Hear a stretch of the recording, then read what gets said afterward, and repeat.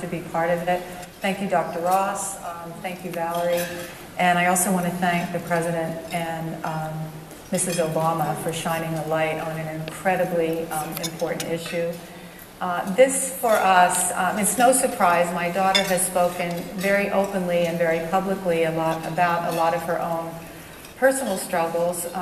She was bullied quite a lot as a young adult, starting, very, very young. And everything from her locker being defamed at school. She was actually put in a trash can at one point, which was extremely difficult for all of us to go through. So she has always had, an empathy for these types of issues. And she also really didn't understand, why didn't somebody stop it? I'm a young person who's doing something that I love and being criticized for it.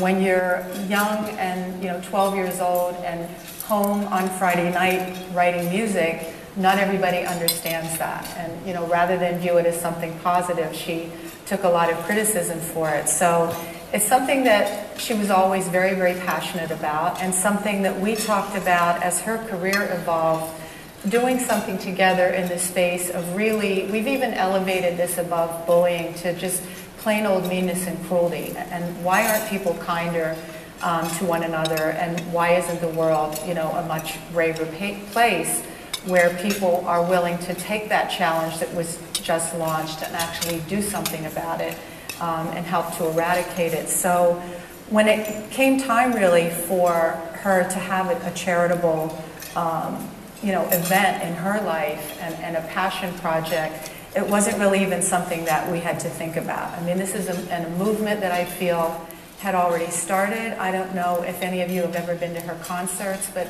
she talks very openly about her own struggles and shares them. And this connection was formed with her fans because of that, because she was so open. At one point, it used to bother me, Bob, as a mom. Why are you so open and telling these very personal stories about your life?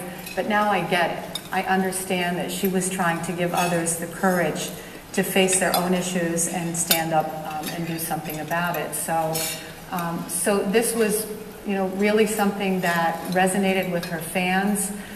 We were flying back from one of her trips. I think we were in Europe, and she said to me, "Mom, it's time." And I said, "Time for what?" And she said, "Time to start this movement." And I always knew that we would do something together one day. I thought she might be 40 instead of, now 26 years old. So we started this passion project together, and I couldn't be more excited to be working on this. I think that it's critical to the future of our young people. And I think that, if you look at certain personality traits in youth, kindness and bravery, we are doing a lot of work with some very prominent researchers, I think some of which are in this room. And there's some pretty empirical evidence that shows that bystanders can actually do something to help stop, prevent bullying. But you have to be kind and you have to be brave, and they actually go together. And being able to, to actually reach within yourself and have the moral courage to draw on those principles is important to helping stop it.